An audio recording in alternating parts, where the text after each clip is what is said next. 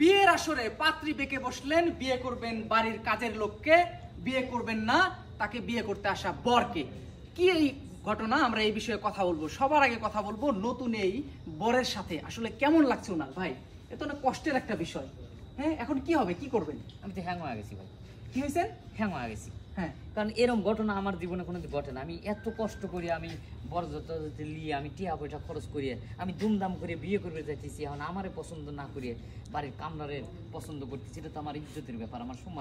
ঘটককে ছেড়ে দিয়েছেন না, ঘটককে ধরে রাখছেন? ঘটক আছে, ঘটক তো আছে। হ্যাঁ, ঘটকরে কত বুঝা শুধু আমি বিয়েটা করতেছি, এটা আমার শখের বিয়ে। ঘটককে ছেড়েন না কিন্তু, ঘটককে ছাড়া যাবে না। এই বিয়ে যদি আমি না করি পারি, আমার তো ইজ্জত চলে যাবে, তো অমন হয়ে যাবো ভাই। এটা তো ভাই বিপদে পড়ে গেলাম। কোন তো দুলো ভাই কি করা যায়, আমি তো টেনশনে পড়ে গেলাম। মানে আপনার সাথে কি ওনার আগে পরিচয় ছিল, সম্পর্ক ছিল নাকি? না, আমি দেখছি দেহ পছন্দ করি, ঘটক পাঠাইছি তার পরিবারে, তার পরিবার রাজি।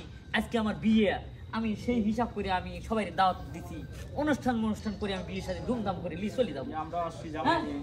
সবাই আসতে এমন করছে বিয়ে করবো, কামলারে বিয়ে করবি, এটা কামলা দেখে তো আমাদের মাথায় হাত। বর নিয়ে আসলাম, আইসা দেখি রুনাকে উনি বিয়ে করবেন, উনি কাজের লোকের সাথে ওনার কি জানি সম্পর্ক, উনি আমাদের বরকে বিয়ে করবেন। আমরা খুব কষ্ট। আপনার লাইফে এই ধরনের ঘটনা? না, আমাদের লাইফে এই প্রথম এই ঘটনা দেখলাম যে বর নিয়ে আইসা দেখি যে বধূ তার বাড়ির কামলা মেয়েকে বিয়ে করবে। এখন ভাই একটা প্রশ্ন আমি করি, আর যেহেতু আপনি সাংবাদিক মানুষ, বহুত প্রশ্ন করেন, আমার একটা প্রশ্ন উত্তর দেন। জি বলেন। বিয়ে কিন্তু দৈনিক করা যায় না? করা যায় না, দৈনিক শখের বিয়ে একটাই, একবার জীবনে, মানুষের জীবনে কিন্তু একটাই বিয়ে। ওই বিয়েটাই হচ্ছে একটা স্মৃতি।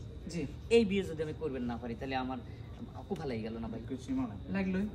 তাহলে এখন একটা সমাধান দেন। আমি বউ ছাড়া আমি যাবো না, প্রথমে কামলা সহলেই যাবো। মানে কামলা সহলেই যাবেন? কামলা সহলেই যাবো। সমাধান মামাদান কিছু না, আমার মায়া কাজের পোলারে পছন্দ করছে, কাজের পোলারে বিয়ে করবো। আপনি জানগা বলতে পারলা না, এটা আমগো দোষ না, ঘটকের দোষ। ঘটক কোনে? ঘটক কই?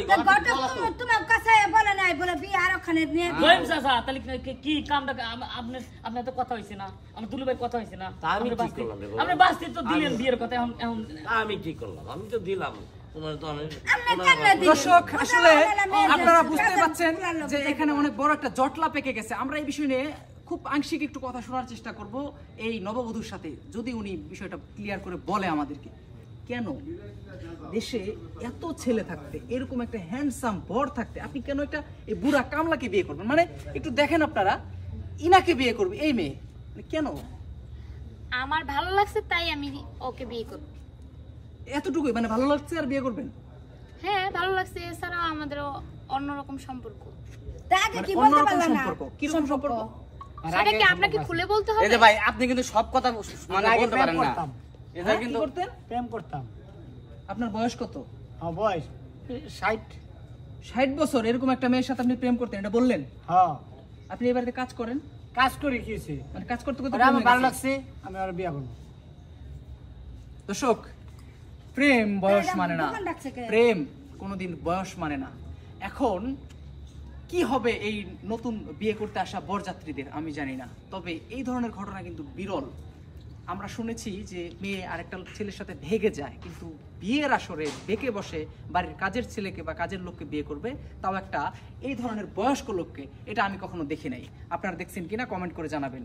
পরবর্তীতে আবারও কোনো নতুন ঘটনা নিয়ে আপনাদের সামনে আবার হাজির হব। ততক্ষণ পর্যন্ত সবাই ভালো থাকবেন, সুস্থ থাকবেন। খোদা হাফেজ।